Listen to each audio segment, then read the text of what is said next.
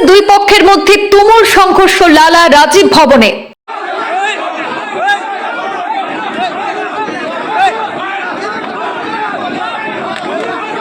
হাইলাকান্দিতে কংগ্রেসীদের মধ্যে লঙ্কা কাণ্ড।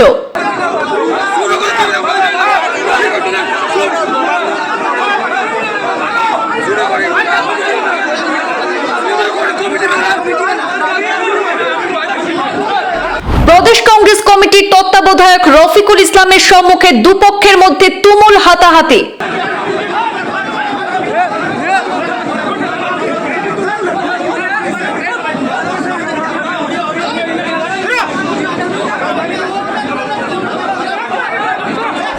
জেলা কংগ্রেস সভাপতি শামসুদ্দিন বরলস্করের অপসারণের দাবি ঘিরে হুলস্থুল কাণ্ড রাজীব ভবনে।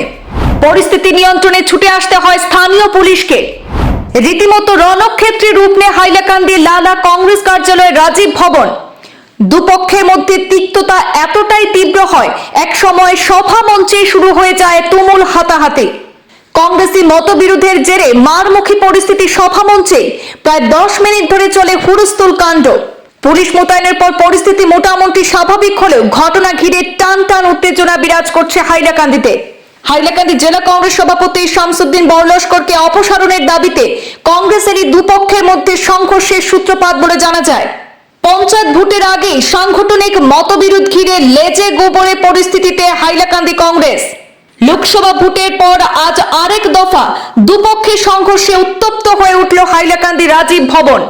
প্রদেশ কংগ্রেস কমিটির তত্ত্বাবধায়ক রফিকুল ইসলামের সম্মুখে দুপক্ষের মধ্যে তুমুল হাতাহাতির ঘটনা। জেলা কংগ্রেস সভাপতি শামসুদ্দিন বরলস্করের অপসারণের দাবি ঘিরে হুলস্থুল কাণ্ড রাজীব ভবনে। পরিস্থিতি নিয়ন্ত্রণে ছুটে আসতে হয় স্থানীয় পুলিশকে। পুলিশ মোতায়েনের পর পরিস্থিতি মোটামুটি স্বাভাবিক হলেও ঘটনা ঘিরে টান টান উত্তেজনা বিরাজ করছে হাইলাকান্দিতে।